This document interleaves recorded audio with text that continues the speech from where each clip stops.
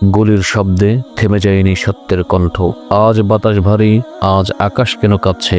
কারণ সত্য বলার অপরাধে একটি মাথায় গুলি ছুটে গেছে, কিন্তু থামাতে পারেনি একটি আদর্শ।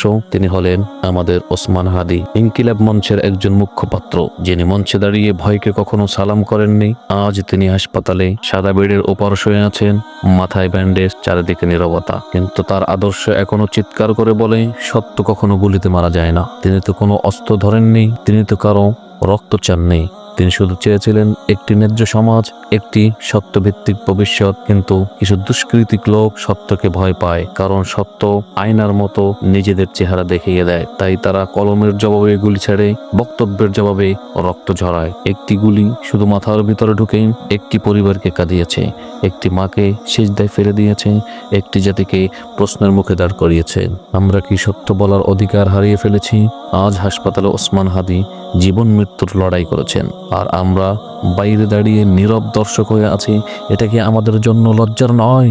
যে কণ্ঠ বলেছিল না এর বিরুদ্ধে, সে কণ্ঠ থামাতে চেয়েছে গুলি, কিন্তু ইতিহাস বলে গুলিতে কখনো আদর্শ মরে না। মনে পড়ে যায় ফিরআউন গুলি ছুটেছিল মুসার আদর্শে, ইয়াজিদ তার বাড়ি চেয়েছিলেন হুসাইনের সত্যে, কিন্তু বিজয় কার হয়েছিল? সত্যের ন্যায়ের আদর্শের। প্রিয় ভাই ও বোনেরা, এই ঘটনা আমাদের শেখায় সত্যের পথ সহজ নয়। এই পথে রক্ত ঝরে, এই পথে কাঁটা বিঁধে, কিন্তু এই পথে আল্লাহর কাছে সবচেয়ে প্রিয়।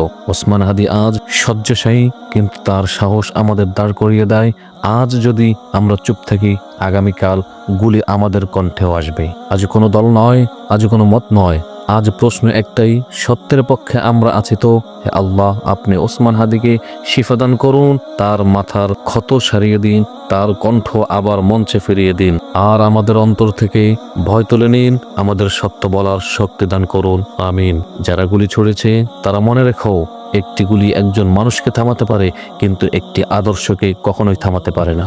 আজ ওসমান হাদি হাসপাতালে, কাল তার কণ্ঠ হবে হাজার কণ্ঠে, কারণ সত্য কখনো মাথায় গুলি খেয়ে মরে না, সত্য আরো জোরে বেঁচে থাকে। আমরা তার জন্য দোয়া করি, আমরা সত্যের পাশে থাকি, আর মনে রাখি ইনকিলাব কখনো গুলিতে থামে না। তো প্রিয় দর্শক, আজকের এই ভিডিওটি আপনাদের কাছে কেমন লেগেছে অবশ্যই আমাদের কমেন্ট বক্সে জানিয়ে যাবেন, এবং লাইক করবেন, শেয়ার করবেন, আপনার বন্ধু বান্ধবকে এই ভিডিওটি দেখার সুযোগ করে দিবেন।